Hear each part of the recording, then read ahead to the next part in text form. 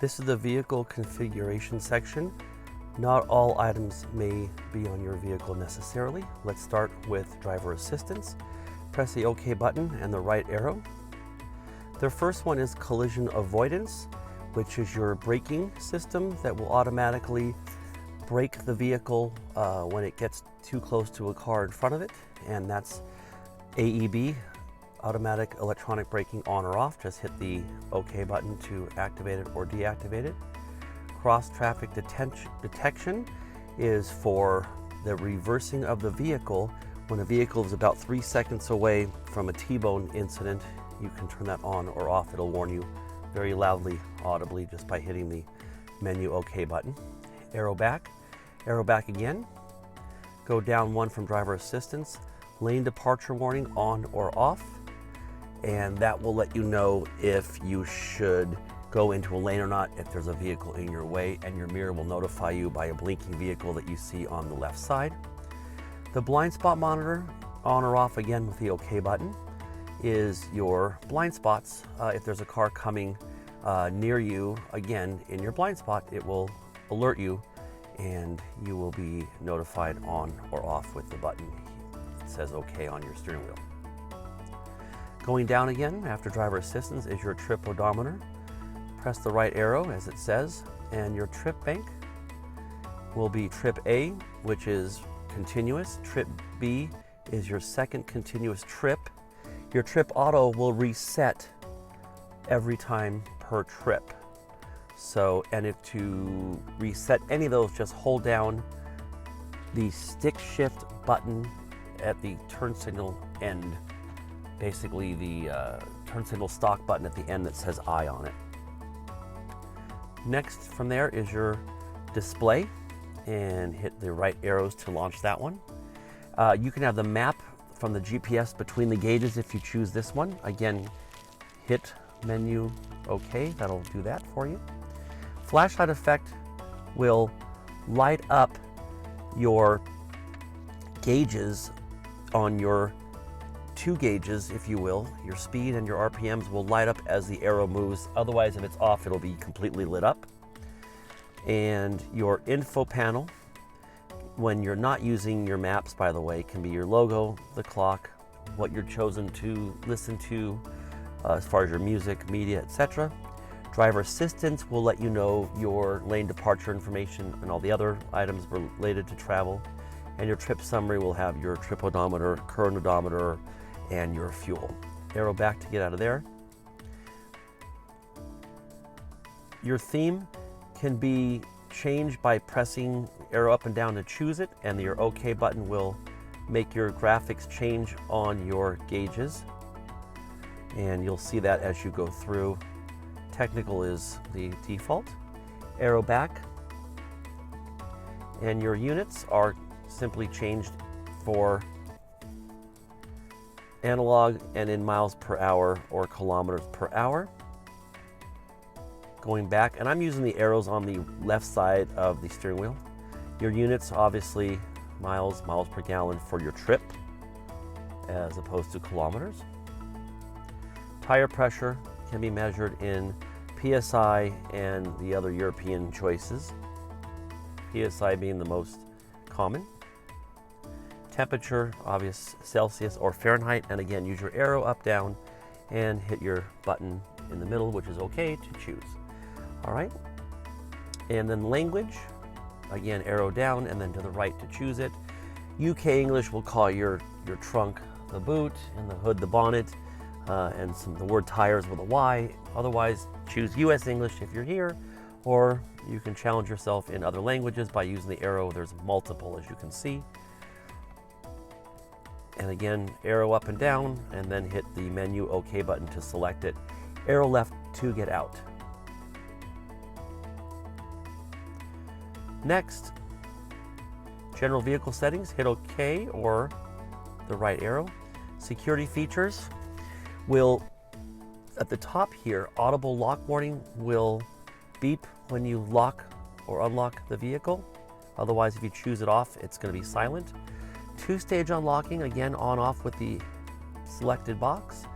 Two-stage unlocking, what that does is on the first click, it'll unlock just the driver's side door. Second click will unlock the rest of the doors.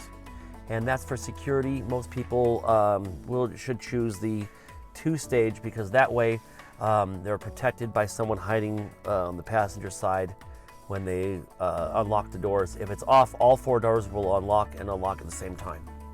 Driveway locking is exactly what it sounds like. You can have it never activate and you have to lock the car yourself completely, or when you're at 5 miles an hour, it'll lock all the doors. 10 or 20 can also be chosen, and use your arrows to choose and hit the OK button to select. And your convenience features, arrow to the right once you choose it. Reverse mirror dip is when you put it in reverse, it'll dip down so you can see the curb. Windows global open or close. Those are selected when you hold down the unlock button. It will lower all the windows down, and the windows close may not work in your region, but you hold the lock button down and all the windows will come up. Automatic high beam will turn on the high beams if there's a vehicle not in your way. If there's no vehicles around, it'll always be in high beam. And then you can select by arrowing down the sensitivity and whether we drive on the left or the right. And these are right here. And the delay, headlight delay, arrow to the right once you choose it, can leave the headlights on for a definite part of time, 30 seconds, a minute, up to 4 minutes when you leave the vehicle to light up your driveway, or you can choose to have it off. Wiper settings. This is interesting. Auto wipe mode is when you leave it on, the rain will automatically be sensed and it will automatically wipe your windshield. Gear shift paddles are behind the steering wheel itself and connected to it, and you can actually manually select your gears in sport only or in drive and sport. So you get a selection there. All right, so now arrow left to get out of there, and then go down again, and you're now at vehicle information. So a warning will come on if the door is open, you're low on coolant, and this is an acknowledgement. Tire information. Tire pressure monitoring load setting is simple. If you have a lot of people in the car and you have a lot of luggage or gear, whatnot, you might want to put it on normal load. If it's just you, you probably want it on light load. It just lets you know the sensor is very sensitive and will come on at an appropriate time. Recommended pressures are displayed here, so you know that your front and rear loads pressures are there, and your normal would be higher. Your current tire pressures when the vehicle is stopped tells you your recommended in parentheses and your actual. This one is high right now because it's being stored, this vehicle, so we're a little high. Your next service will tell you here, and this one is not till 19,400 miles. And again, this is done when the car's off, but your ignition is on. The last alarm just simply means if the car was tampered with, doors left open or whatnot, it'll tell you. And again, we always use the arrow left to get out. And the VIN number of the vehicle can be easily accessed here if you need to read it to somebody. And let's get back out of there and arrow down to the next. So your source is simply your source of entertainment. Whether you have Sirius XM radio, Bluetooth, on connected iPod, it's all going to be chosen here, arrow up and down.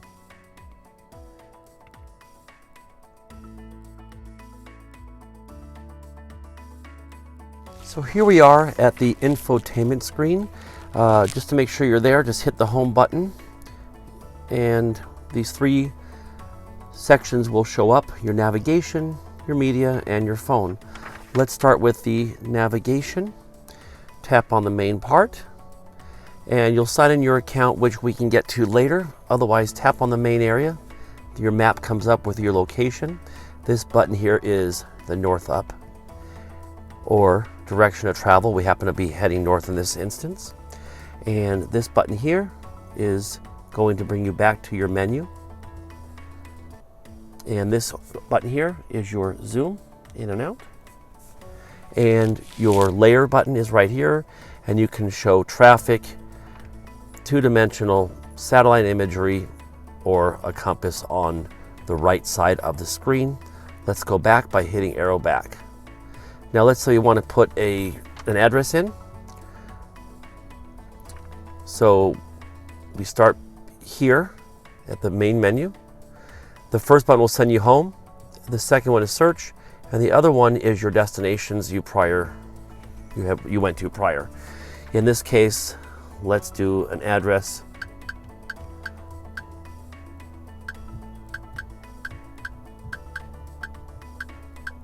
Simple address. Hit the green OK button or enter. It'll bring up the options. This is correct, and you hit start, and you're on your way with the turn-by-turn instructions. Very simple. Then you have a menu that pops up, and you can search for another location. Places like a fuel station, food, parking, a bank, etc. Arrow back. Your destinations, you can have your home in there all the time, a set of 6 favorites, your recent, and you can even share your location when you're connected with the in-control system. You can edit your location on the way there or add an waypoint at that point. Stopping the guidance is right there, and it'll go back to the main nav screen with your location. And finally,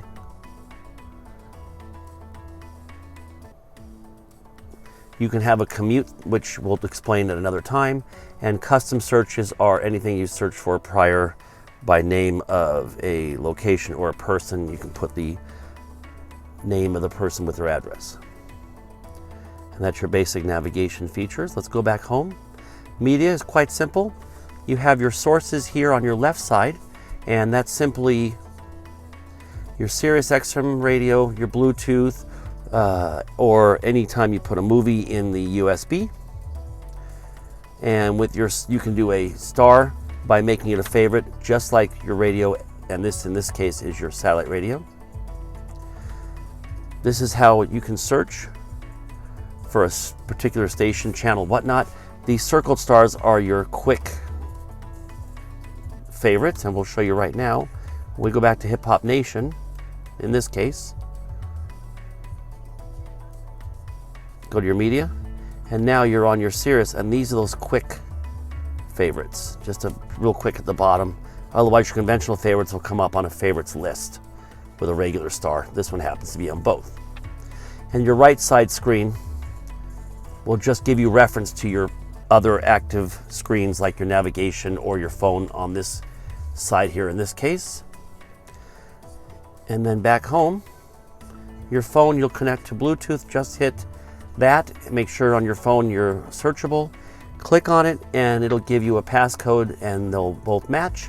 Hit OK, and then your Bluetooth will be active. Back home again, the bottom ones here. These are your quick buttons, straight to nav, phone or music. Your seats for your temperature will be, choose your temperature high or low. In this case it's not on, and you can bring the temperature high or low, heated or cooled seats. Down here are your cameras. Depending on your configuration, you can choose what view. Up on the left side, it'll tell you what views are possible, front, side, rear, etc. Parking sensors on or off. We're parked, so it's not going to be activated. And finally, your general settings are here, and they're pretty self-evident. Your display can be automatic or darkened. Your map theme can be lit or dark. Brightness can be manually overridden here.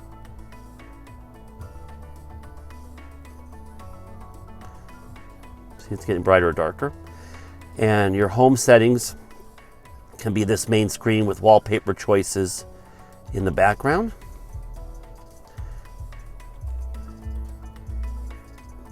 General settings are that one, which are going to be time and date display, very simple, just up and down. When you get there, tap on it and you can change them there.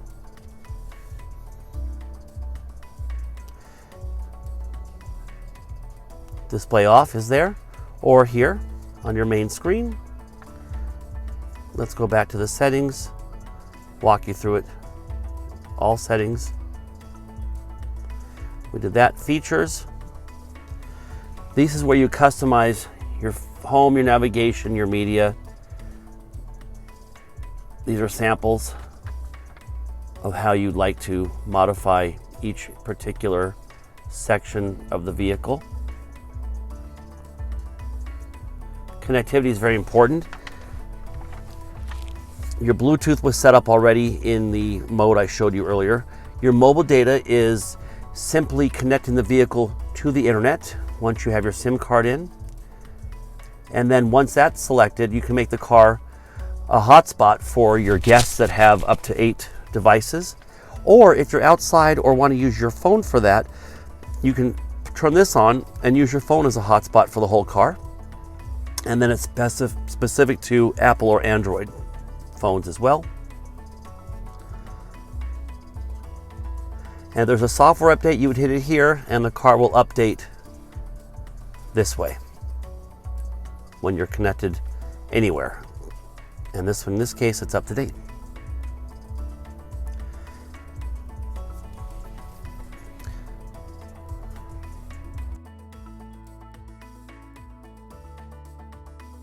Climate control, the outside temperatures here are each sides. You can sync them together. They'll go to what the driver has chosen.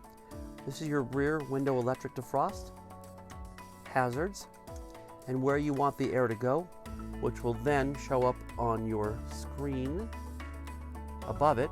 You can choose face or feet or windshield or any combination thereof.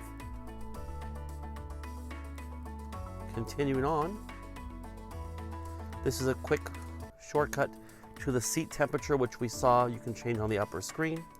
Auto mode is here. Choose your temperature. It'll just adjust it when it gets there. Recirculate. Max heat button will turn on the heat and defrost in the front. Fans higher or lower as indicated by the LED. Max AC will put it at its lowest temperature and put the recirculation on automatically. And regular AC is a normal AC, which you manually control the lowest temperature, and you're good to go, and hit auto.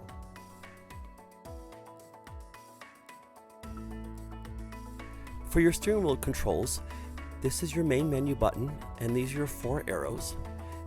For the radio, this is your volume up, your volume down, preset forward and backwards.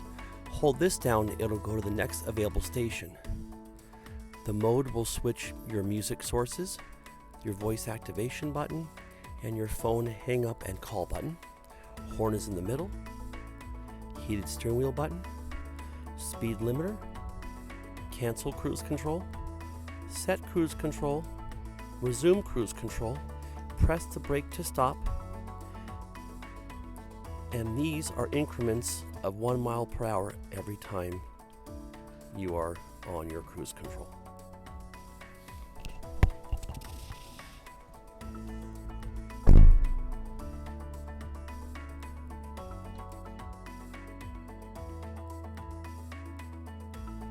For the rear wipers, at rest it is off, up 1 is auto, and the sensitivity is here. Then from there, low, then high. Bring it back down to rest, press down 1, it'll do a wipe, pull it towards you, it'll do a wash, and press the end of the button and it will wash the rear.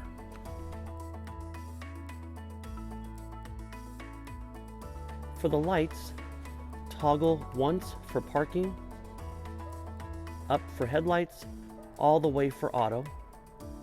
Pull it towards you for high beam, and your rear and front fog lights will be toggled here.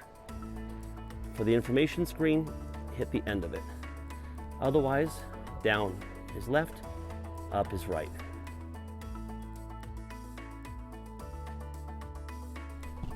The section to the lower left of the steering wheel is your trunk release, lane departure on-off, and dashboard dimmer and brightener.